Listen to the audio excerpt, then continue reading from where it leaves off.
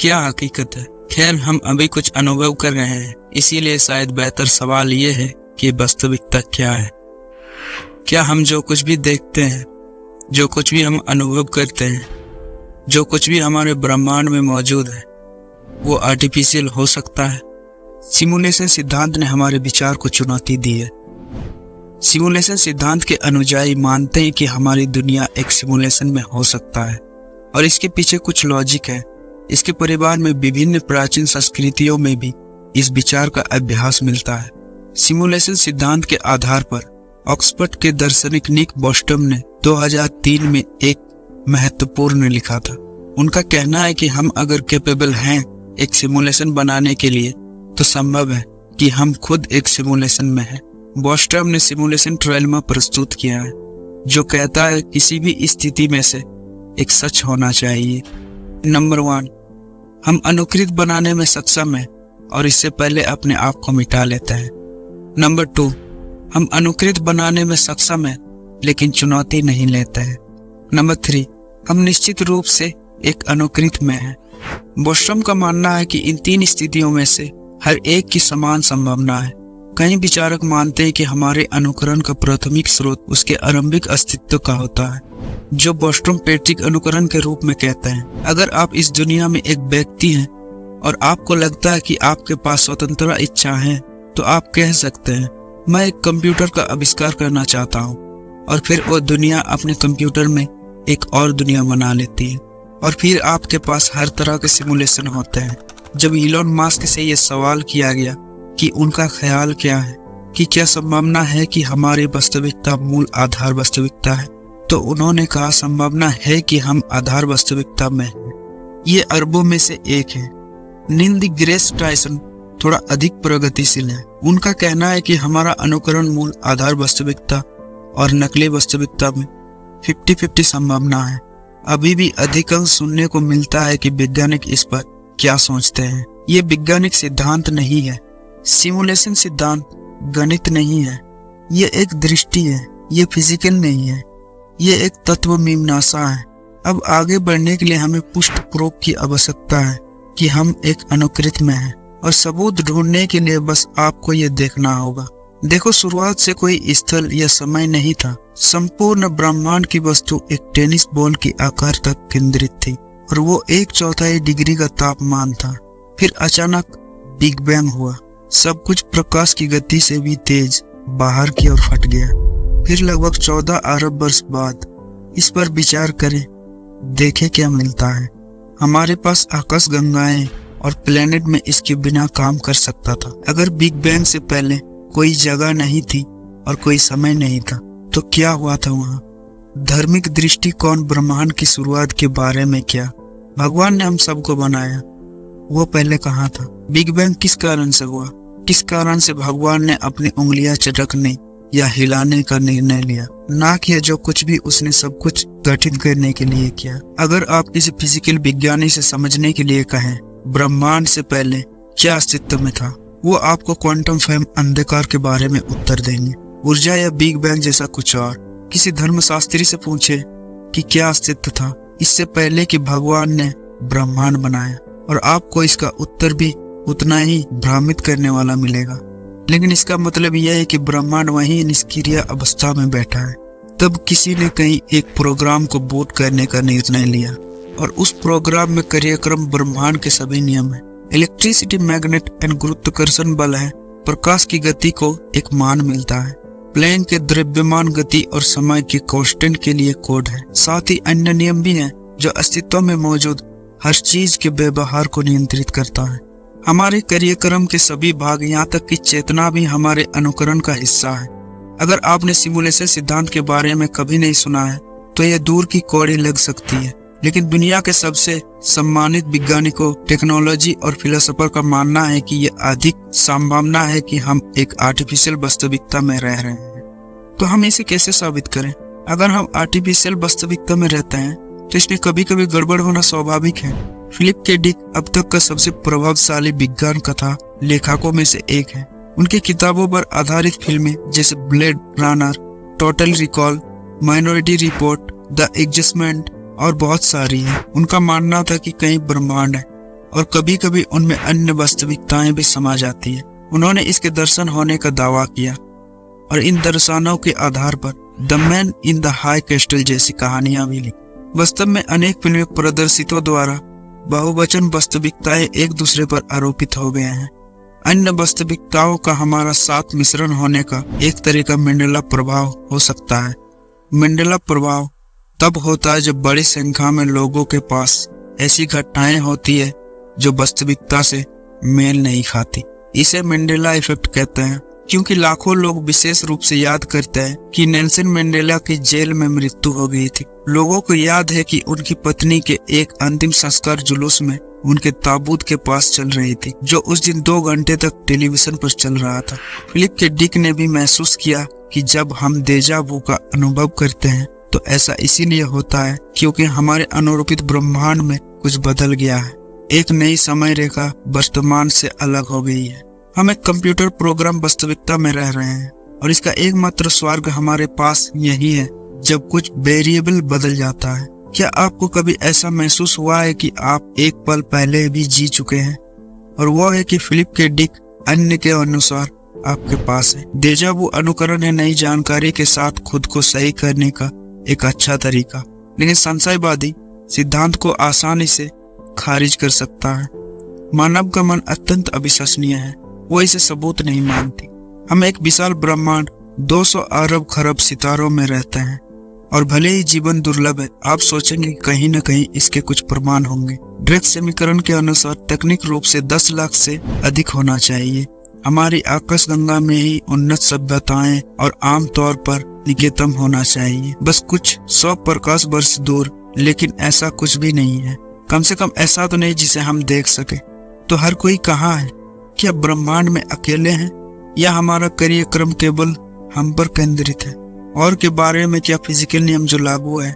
MIT के ब्रह्मांड विज्ञानी मैक्स टेगमार ने कहा, फिजिक्स के सख्त नियम अनुकरण की संभावना की ओर इशारा करते हैं। प्रकाश की गति पर अनुकुश लगाना निश्चित रूप से आपके सिम्स को घर से बहुत दूर जाने से बचाने का एक अच्छा तरीका है। सिद्धांतिक फिजिकल विज्ञानी जेम्स केट्स ने सोचा सिमुलेशन सिद्धांत पागलपन था। फिर उन्होंने क्वार्क और इलेक्ट्रॉन का अध्ययन करना शुरू किया। उन्होंने स्ट्रिंग सिद्धांत का वर्णन करने के लिए उपयोग किए जाने वाले समीकरण के अंदर गहराइयों से छुपा हुआ त्रुटि कोड पाया। तो आप कह रहे हैं कि जैसे जैसे गहराइयों में उतरते हैं आपको ब्रह्मांड के ताने बाने में कंप्यूटर कोड लिखा हुआ मिलता है, उन समीकरण का जिनका उपयोग हम ब्रह्मांड का वर्णन करने के लिए करना चाहते हैं। हाँ, कंप्यूटर कोड जिसका उपयोग हम ब्रह्मांड का वर्णन करने के लिए करना चाहते हैं। हाँ, कंप्यूटर कोड, 1 और 0 के बिट्स की स्ट्रिंग। डॉक्टर गेट्स ने सिमुलेशन सिद्धांत के बारे में अपना विचार बदल दिया है। 2017 में वाशिंगटन विश्वविद्यालय के वैज्ञानिकों के एक समूह ने साबित किया है कि वो कंप्यूटर को DNA के स्टैंड में एम्बेड कर सकता है। प्रकृति में सब कुछ गणित है। फिबोनाची अनुक्रम को देखें, आपको अनुक्रम में 2 पिछली संख्याओं को एक साथ जोड़कर फिबोनाची अनुक्रम प्राप्त होता है। 1 और 1 2 के बराबर, 2 और 1 3 के बराबर, 3 और 2 5 के बराबर, 5 और 3 8 के बराबर, और इस तरह हमेशा के लिए आपको 2 लगातार फिबोनाची संख्याओं को विभाजित करने पर सुनहरा अनुपात मिलता है। इससे हमें पता चलता है कि फिबोनाची सीक्वेंस गोल्डन रेशियो हर जगह होते हैं, जैसे किसी फूल की पंखुड़ियों की संख्या, पेड़ों की शाखाओं की संख्या। मर्द और औरत मधुमक्खियों में भी गोल्डन रेशियो का अनुपात होता है। ये संबंध हर जगह देखे जाते हैं, जैसे मानव शरीर में भी। यदि हमें यह अनुमान लगाना होगा कि हमारा ब्रह्मांड एक कंप्यूटर प्रोग्राम है, तो हमें अपने आसपास और एक एडवांस तकनीक की जरूरत होगी। लेकिन इसका मतलब ये नहीं है कि हम वहाँ नहीं पहुँचेंगे। साइंटिफिक इंजन के अनुसार कंप्यूटिंग शक्ति हर 18 महीने में डबल हो जाती है, और ये अब तक सही है। ऐसा नहीं कि हम माइक्रोचिप्स को छोटा बना सकते हैं, लेकिन ये बड़ी स्टोरेज के लिए है। हर एक काम के बारे में जानने के लिए हमें कंप्यूटिंग शक्ति की जरूरत होती है। अगर हम प्रति सेकंड 2 फ्लोटिंग पॉइंट ऑपरेशंस या प्रति क्षण 2 फ्लॉप कहते हैं, तो हम 10 से 80 बीम पावर फ्लॉप को 2 गुना है। इन संख्याओं के लिए शब्द भी नहीं है, और ये ब्रह्मांड में मौजूद चीजें के लिए कंप्यूटिंग शक्ति है। मानव बुद्धि के बारे में क्या? मानव मस्तिष्क प्रति सेकंड 100 ट्रिलियन या 100 ट्राफलोग गणनाएं कर सकता है। अरबों लोगों से गुना की गई है कि संख्या हास्यास्पद है। इन सब को शक्ति प्रदान करने के लिए सिमुलेशन को कई डोमेन मेगास्टार तक पहुंचने की आवश्यकता होगी, जो किसी तारे की 100% ऊर्जा ग्रहण करता है।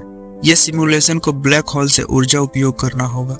यही कारण है कि डॉक्टर मिशियो जैसे प्रसिद्ध फिजिकल विज्ञानी सिमुलेशन सिद्धांत पर सहमत नहीं है। उनका दावा है कि ब्रह्मांड का अनुकरण करना वैज्ञानिक रूप से संभव नहीं है। ब्रह्मांड का अनुकरण करने में सक्षम एकमात्र कंप्यूटर ब्रह्मांड ही है। अब पहली नजर में ये समझ में आता है, लेकिन डॉक्टर के प्रति पूरे सम्मान के साथ सिमुलेशन इस तरह काम नहीं करता है।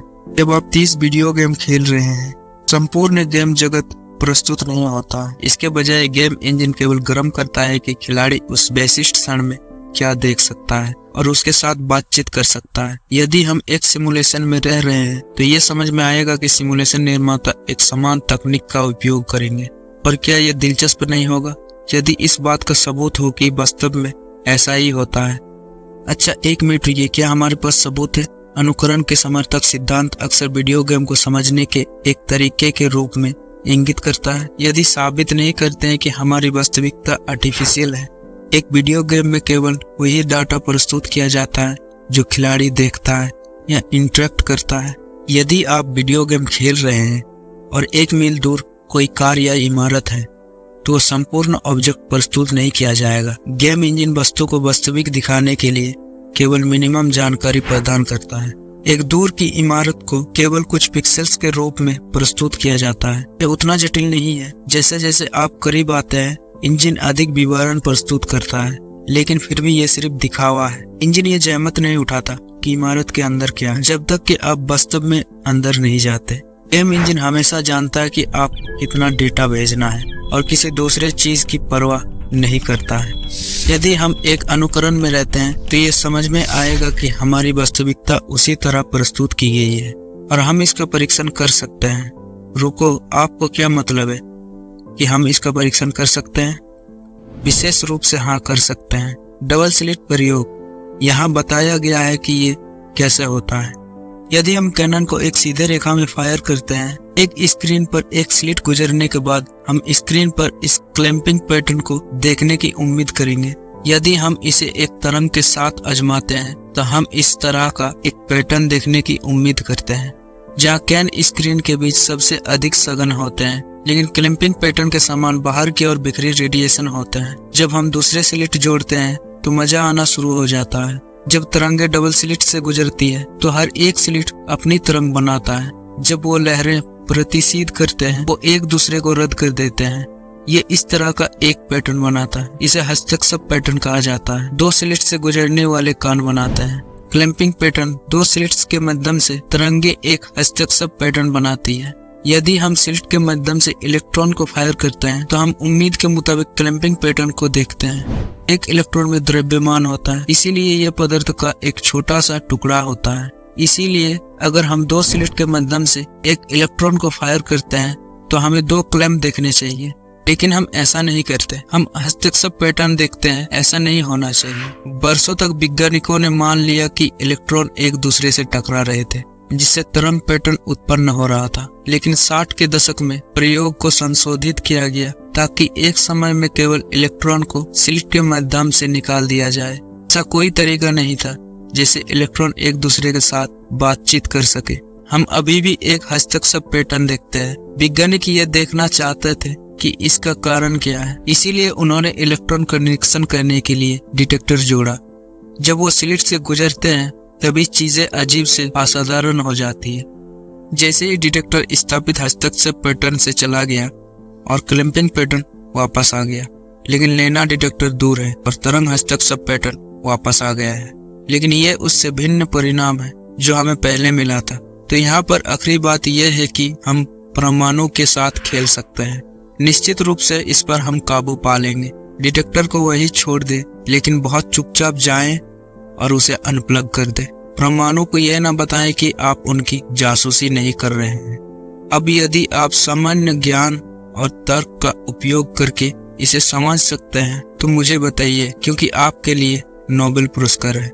ये ऐसा है मानो कानों को पता हो उनका अवलोकन किया जा रहा है।